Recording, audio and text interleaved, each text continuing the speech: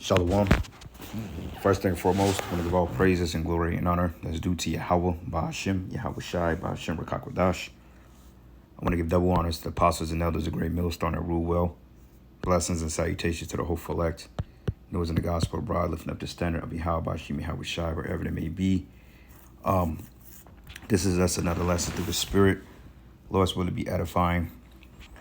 And the reason why I'm going into this video is because our apostles had made mention of sleep paralysis, or what Esau calls sleep paralysis, which is really spirits, demons messing with you in your sleep.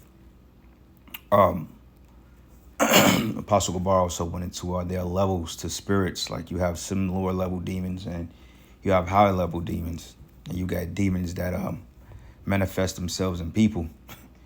As we've come into the closure of this kingdom, you're going to start to see people operate in a more bugged out manner, including a lot of these Israelites that's clearly afflicted with unclean spirits that sit back and do videos and just shout at the camera and complain and all this other stuff because they feel some type of way about the ministry.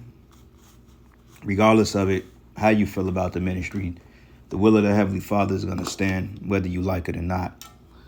So with that being said, this is a picture here with a depiction of what they call a sleep paralysis demon. Sleep paralysis demon, which demons are nothing but angels on the left-hand side. Okay, you have a right-hand side, you have a left-hand side. With the right-hand side being the righteous angels and the left-hand side being the demonic spirits. In fact, that hops on people. So each brother that I know that I've spoken to have had an episode of what they call sleep paralysis, or that's what Esau scientifically calls it, sleep paralysis, right? Because, he has to throw a scientific explanation behind everything outside of mentioning that this is an evil spirit trying to plague you in your mind or your body. Now, the Bible goes into angels and how some angels were grotesque to look upon, because remember, when prophets oftentimes saw angels in an angelic state, they oftentimes got afraid because, angels are very terrible. Okay. Matter of fact, let me do this real quick. Angel of the Lord. Terrible. Let me see how I can find a precept with it. Terrible angels. It's true that the angels in the Bible were terrifying. Yeah, I'm trying to find a precept. I know it's a couple of precepts that goes into it. Like Judges 13:6. Hold on. Yep. Judges 13:6. And it reads, it says, then the woman came and told her husband, saying, now this is going to the birth of Samson. It says, a man of Yahweh came unto me, and his countenance was like the countenance of an angel of the Most High. Very terrible. Okay, but I asked him not when he was, and he told me his name. Okay, so angels could come in the form of men. They could come in the form of spirit. Well, they are spiritual beings, but they can take on the appearance of a man. They can come in the form of hideous creatures, whatever the Most High deems, or whatever form it decides to take on at that particular time. Okay, because angels are not just ordinary men. They're angelic spirits. Okay, spirits, which consist of energy and fire. Now, I'm going to go back here real quick. I'm going to go to Judges 13:6 real quick before we go back to this Job. Where we at here, bam. All right, so, and it reads, it says, and a woman came and told her husband, saying, a man of the Most High came unto me, and his countenance was like the countenance of an angel of God. Very terrible, but I asked him not whence he was, neither he told me his name. All right, so when you look up the word terrible, right? And it goes into, where we at? Damn. Which goes to Yerah, fear, right? It says to be feared, to be revered, okay? Inspire revenge or godly fear, all to make afraid, to terrify, all right? To be fear or dreadful, cause to astonishment and awe. So sometimes when the men of the Lord saw angels, they were very terrifying looking, okay? Because when the angels go, when the scriptures describe, like you got seraphims and cherubims, and it describes these particular angels and archangels, and they're terrifying to behold. Okay.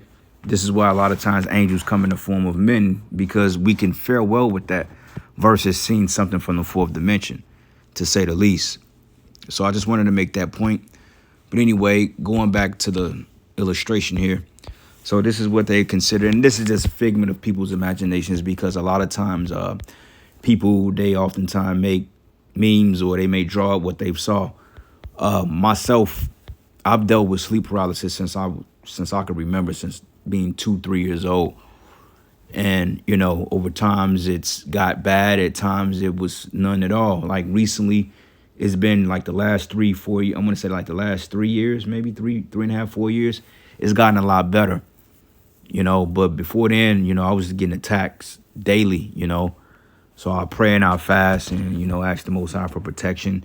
And the Spirit revealed to me this. The Spirit revealed to me, like, yes, it's a thing of people around you not being straight up honest or upright. So when I started to eliminate a lot of leaven, just people in the circle, then things started to get better, whether it been relationships with women or, it's been wicked men, part of the ministry, or just work environment, and sometimes stress. Okay. And a lot of times it can be your own demons fucking with you, because we all, suffer from these attacks. And overall, just be Satan trying to overthrow your faith and the Lord testing you, But Apostle Tahar went into the time that he was thrown off a bunk bed by one of these spirits. And I have a couple of accounts when I was attacked in my sleep by these things, man. Nothing to like death or anything, but when you're unfamiliar with what's happening, it can be rather strange and can be frightening. But when you understand what these things are and what their purpose is, then you can fare well with it. So it was one account.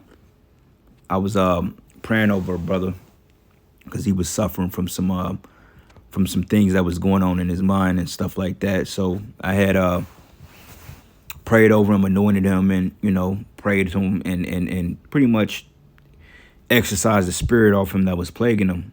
But by me being younger at the time, and I forgot to open the window, and I've told this story before. I didn't open the windows up when I was doing the prayers, so the bad energy can flee the apartment. So that same demon that was on that brother, it attacked me that same night. It basically choked me. It tried to choke me out of my sleep. You know what I'm saying? But I called on the name of the Most High and it went away. But the Spirit told me, that says the first thing you do when you get up is say the prayers, get you some sage, get you some Palo Santo, some frankincense, some myrrh, and anoint yourself and pray. And then I prayed in my room. And then when I opened up the windows, the scream literally blew out of the window as I was done with the prayers, which proves that energy or whatever it was, it was defeated. It was destroyed at that time, but that same sleep paralysis demon basically tried to choke me up out of my sleep. I've had dreams and I've in battles and like spiritual battles with spirits, man, to the point one battle was so intense in a dream, I literally threw myself out the bed fighting the spirit off, man. And I remember Yahushua told Peter, he said, behold, Satan desired to sift you as wheat, because these spirits know who we are in the spirit. They know who we are. Even if you don't realize the type of power you have in Yahushua, these demons, they know exactly who we are. So I was telling myself, I said, well, Lord's will, I got to be a man of the Most High, because why these spirits fucking with me so tough, And it's just certain brothers have that a lot. Like I know one brother in particular, he dealt with that a lot as well. He said one time the spirits was calling him by his name. He said the demons was just so strong to the point he had cast them out and they'll come right back. So he had to change apartments because it was just a lot to bear with. Because this shit is tiring, man. You battling these spirits, and then you got spirits that hop on people that want to come against you. Like I'm calling this place this morning because I had a rental reservation set up for next week.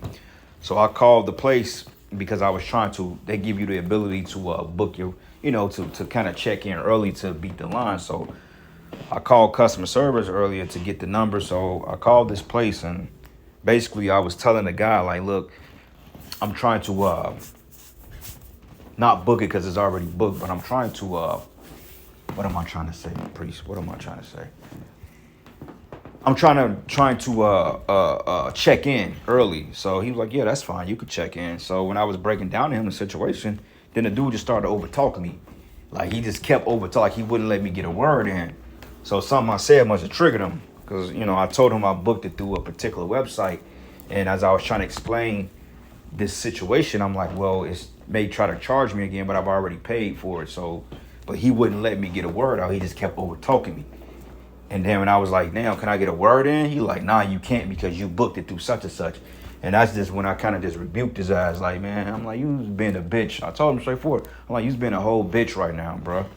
I'm like, you's a whole hoe. Like, for real, nigga. You mad because I booked this shit through a website because y'all be trying to get over on people? That's what you mad about, So he felt some type of way about it. So I just hung up on him and got the customer service, and I just put a complaint in on his ass because, like, nigga, I'm just trying to make sure our shit is straight for next week. But you want to act like a bitch. And that basically is a spirit on him. There was a spirit on him to try to aggravate me and throw me off my square. Which Satan, that's what he's going to try to do. Okay, he's either going to try to come at you in the midst of, in the form of these wicked ass niggas that call themselves Israelites, man. All right, butthurt goofies that sit back and talk shit all day. You know what I'm saying? But they ain't going to do the work of the Most High. But yet they got a lot of mouth to talk they bullshit behind cameras, but they can't go out and teach the word because they hurt. A bunch of crack babies out here running around here. And the Most High is gonna deal with every last one of you guys, man. So just keep it up. But anyway, so these are just evil angels, okay? And they can't get any type of permission to mess with you unless the Lord grants it to them. Case in point, you go back into the book, I believe is when they had the council in heaven. And basically the Lord was like, well, look, who's going to go and be a lying spirit in the mouth of these prophets? And then you had the left hand and the right hand. And the left hand was like, okay, I'll go and convince him. So this is basically what these are, left hand spirits, So it ain't really nothing to be afraid of, but it's something to take precaution for because, having your spirit built up to deal with these type of attacks. If you're not built up, it can bug you out and it can scare the shit out you because at times you do see things. Esau calls it auditory hallucinations or something because it happens to you in a slightly unconscious state. You're not really conscious. You're conscious, but you're still in between a dream state and an awakened state, and that's when the spirit will kind of attach itself to you because when you sleep, I'm a believer that, you're like literally in the spirit world. Well, not dead in the spirit world, but you're more privy to the spirit world because, your body shuts down, you relax, you can tune into these particular frequencies and stuff. And my episodes come when I'm extremely tired or if I'm sleep deprived or if it's around 3 or 4 o'clock in the morning because they call it witch hours. So if I end up waking up at 3 o'clock in the morning, then the spirit like, yeah, just pray, and sometimes I can't go back to sleep until 4:30. And as I'm trying to get that good sleep, it happens to me when REM sleep comes in.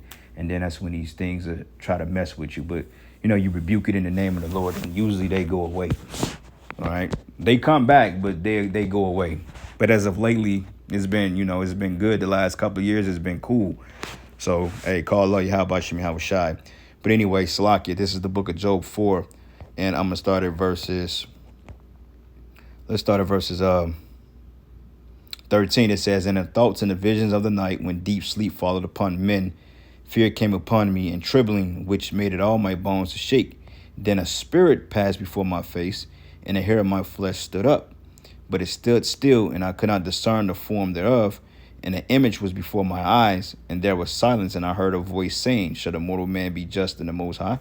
So there's an angel, okay? Whether, the left-hand angel or right-hand angel come to you asleep, this is still a form of, I wouldn't say sleep paralysis, but he dealt with something because it literally shook him up. That's why it says, fear came upon me and trembling, which made all my bones to shake. So there was a presence.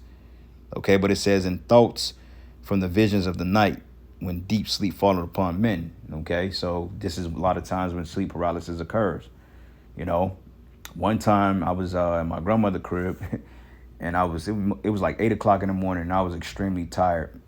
I think I had just got out of work, so I went there and I crashed for a couple of hours and I was laying in one of the bedrooms, and as I was trying to go to sleep, I saw like the spirit behind me. It kind of reminded me of those, I don't know if you brothers know what those African relics look like. You know how like those African Banji masks looks that people hang on their walls and shit, but it was like that, with a lot of colorful stripes on him, but it was like a black demon shrouded in smoke.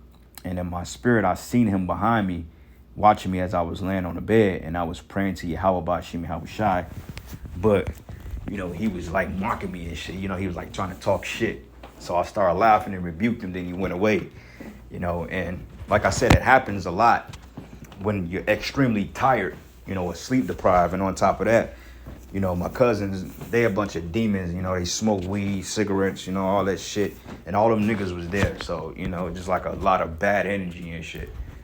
So a lot of times when those spirits are crossing through, then, they'll fuck with you.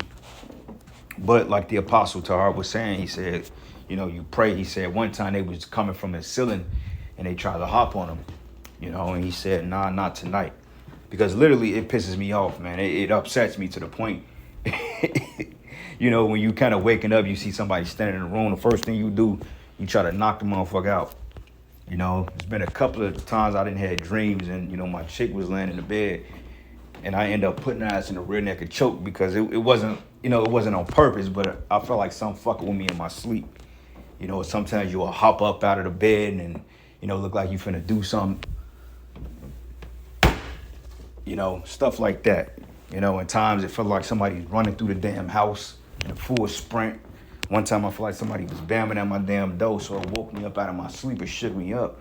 So I go tiptoe to the door and wasn't nobody there. So it was just, in your mind, and you're picking up on these frequencies in the spirit world. Because it could have been a demon there banging at the door, but it wasn't nothing physical. But I've heard it in the spiritual world, so to speak. You would hear them running through the house like somebody's marching through the house and they'll dart out of the damn house. It's all types of shit. And when you think about it, you just kind of sit back and laugh like, what the hell is going on? Because it's really them spirits trying to mess with you, man. But other than that, that's part of the battle. The conditions of the battle, man. Paul spoke about that. Let me find it real quick. Conditions. I don't even think that's a scripture. The conditions of the battle. Now, let me find it real quick. And I did this on the fly, Salaki. I didn't have anything rehearsed or any precepts rehearsed, so Salaki about that. But, we just do things on the spirit. Condition of battle. King James Version.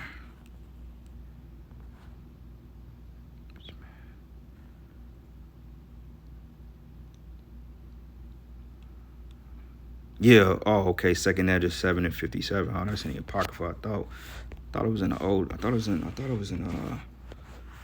No, I thought it was in fucking Philippians in the New Testament, because it is a scripture that goes into that as well. 2nd Ezra 57.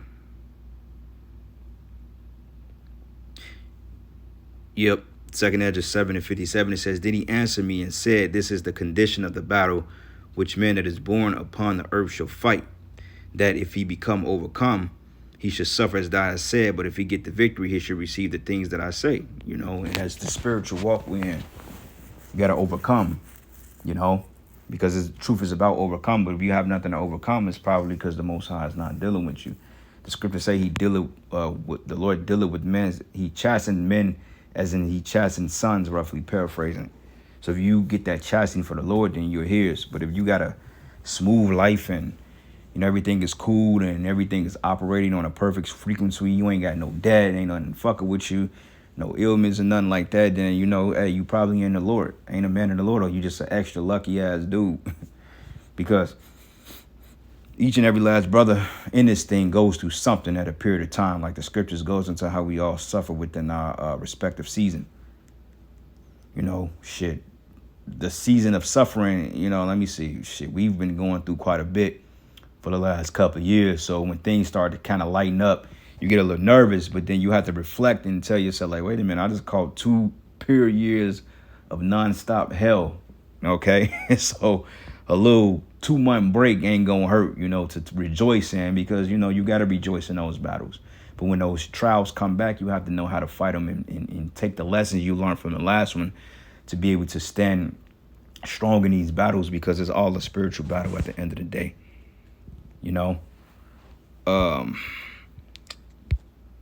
go here. Luke. I think I was in Luke. What was I in Mark? No, Mark 6 and 7. Luke 4 and 36 is good as well. But let's start at Mark 6. And I'm going to start at verses... Let's start at verse 7. It says, and he called unto him the 12 and began to send them forth 2 by 2 and gave them power over unclean spirits. Okay, unclean spirits, demons. So we have the ability to cast these things out. You know, you have the ability to call on the name of the Lord and to get rid of this negative force that comes against us, because, hey, we got forces all around us that's coming against us. Okay, you're going to have forces in the form of family, women, children, which is family. Okay, other men in this thing. Sometimes spirits hop on brothers to fuck with you, man. You know, I've seen a couple of times in chats, and, you know, brothers was tripping. I'm like, what's wrong with this guy? You know, what's up with this dude? Why you antagonizing this brother for? To the point the brother like, man, leave me alone. Because it's like just being extra. Like, you just got some jakes that just seems to be averse to everything. Like, dude, calm down. You know what I'm saying? Rebuke those spirits. You ain't got to be an asshole or a dickhead about everything, you know? So, but no, you got spirits that hop on brothers. Sometimes brother come to the camp, you know, some might be vexing the spirit, and, you know, it could come off a certain way and it could rub you a certain way. It's like, you know, either you feed into it or you don't. But at the same time, you know, if a demon is fucking with the brother, he got to exercise those spirits off him, because if not, then you put that spirit on the entire camp. Then, you know, it could become a thing, you know. And you don't want that. Now, you come to camp in a fucked up mood. We all have those moods. Sometimes you come into camp, you ready to curse everybody out because, you know, brothers ain't really on point. I mean, it happens. But if you just coming to camp with a fucked up spirit because somebody did to you, or something is not going right in your life, you don't take that out on a body, man. You know. But anyway, it says, and he called unto him the 12 and began to send forth 2 by 2. And he gave them power over unclean spirits, and commanded them that they should not take nothing for their journey, save a staff only, no scrip, no bread, no money, or their purse. Okay, but basically, he just told them to go out there and teach the word. All right, but he gave us power over these unclean spirits to cast out the spirits, these devils, man. All right, and you can't be afraid of these things, because if you're afraid of them, then eventually they can overcome you. All right, matter of fact, let's get this in the book of Acts 19, because this goes into the vagabond Jews. This is actually an interesting story, because it shows you who's qualified to deal in the word of the Most High and who's not. And a lot of men are not really qualified to be teaching the word, you know. A lot of men are not, but they go out there and they do it anyway. But anyway, this is the book of Acts 19, and I'm going to start at verses... let's start at verses 11. And it goes here, it says, and the Most High wrought special miracles by the hands of Paul, which proves that's authority. Okay. It says, so that his body were brought unto the sick handkerchiefs or aprons, and the diseases depart from them, and the evil spirits went out of them. Okay. Matter of fact, let's go back here. And for time's sake, I'm going to just type it in. Unclean spirits. Yep. Bingo. Mark 1, and I'm going to start at verses. Let's start at verses. Let's start at verses 22. And it says, and they were astonished at his doctrine, for he taught them as one that had authority, okay, and not as the scribes. See, authority. You a man in the Lord, you have to have a certain authority about you, man. You got to call things how you see it. People might not like it, but you got to have authority through the spirit. You got to have authority over these spirits. And they may buck up against you, but so be it. That's their problem. And it says, and they were astonished at his doctrine, for he taught them as one that had authority and not as the scribes. And there was in the synagogue a man with the unclean spirit, and he cried out, because Yahushua, he knew he was above, he knew he was over them. Okay, he knew he taught with that confidence, man. He was rough. And it says here, and there was in their synagogue a man with the unclean spirit, and he cried out, saying, let us alone. What have we to do with thee, thou Yahushua of Nazareth? Art thou come to destroy us? It says, I know thee who art thou, the Holy One of the Most High. So those demons knew. They're like, wait a minute, you come to destroy us? Like, hold on, man. And Yahweh rebuked them, saying, hold thy peace and come out of him. And when an unclean spirit had torn him and cried with a loud voice, he came out of him. And they were all amazed, insomuch that they will question themselves, saying, what thing is this? What new doctrine is this? For with authority he commanded he even the unclean spirits, and they do obey him. Okay? So if a man of the Lord have the ability to call out spirits, that means he's authoritative. Peep this. And Paul wrought special miracles by the hands of Salakia, and the Most High wrought special miracles by the hands of Paul. Ooh, wait a minute. That's the man having authority, right? So that from his body were brought unto the sick handkerchiefs upon aprons, and the diseases were departed from them, and the evil spirits went out of them. And there was a certain vagabond Jews, extortion or exorcists, that took upon them to call over them which had evil spirits in the name of Yahweh Shai, saying, we adore you by Yahweh Shai, whom Paul preacheth. And there were 7 sons, one of Sceva, a Jew, and a chief of the priests, a chief priest, which did so. And the evil spirit answered and said, Yahweh Shai, I know. Paul I know, but who are ye? So wait a minute, man. Why did the spirit know Yahweh Shai and Paul if they wasn't authoritative? That's a question. And the man in whom the evil spirits was leaped on them and overcame them and prevailed against them, so that they fled out of the house naked and wounded. So basically the spirits beat the shit out of these dudes because they wasn't qualified, man. You see? But the qualified men of the Lord have the ability over these spirits. So if you brothers are suffering from that, hey, don't take it personal. Take it as a trial of your faith being tested and grow from it. You know, fast, pray, ask the Most High to give you the spirit to deal with those things, because I know what it's like to be attacked all night and not get no sleep. That should have drive you mad, man. It's like, what the fuck? I'm just trying to get 4 hours of sleep. These demons are jumping on you, man, constantly. You know, and like I say, mine usually come to me when I'm extremely tired or exhausted. You know, if I know that I'm up at 3 o'clock in the morning, the full 5 o'clock, and I'm extremely tired, I know they're going to come. I already know in my mind, I'm like, they're going to come because I'm used to dealing with it. You know, so I already know what to do. So, you know, I say my prayers, you know, anoint yourself, or, you know, light your incense and stuff like that. And, you know, rebuke their ass. And they'll go away eventually. All right. Because we're spirits too. We're the spirits that came down in mortal bodies. That's it. But this is the book of Ephesians 6 and 10. Finally, my brethren, be strong in Yahweh Shai, in the power of his might, and put ye on the whole armor of the Most High, that you may be able to stand against the wiles of the devil. And that's just another wile of the devil. Okay, spirits messing with you in your sleep. Spirits hopping on people to aggravate you, man. You know, your car start bugging out doing dumb shit. You know, your body gets sick. You know, just all types of stuff. Your employer didn't pay you on time, or, you know, whatever dumb shit that may come about in his walk. But it says, for we wrestle not against flesh and blood, but against principalities, against powers, against rulers of darkness in this world, against spiritual wickedness in high places. Okay, principalities, governments. Okay, like the American or the Babylon, or this new Rome, this current Roman Empire, this beast system, is ran by a bunch of demons, man. Those people in power, they're not just inaugurate. That's basically a ceremony to invoke spirits.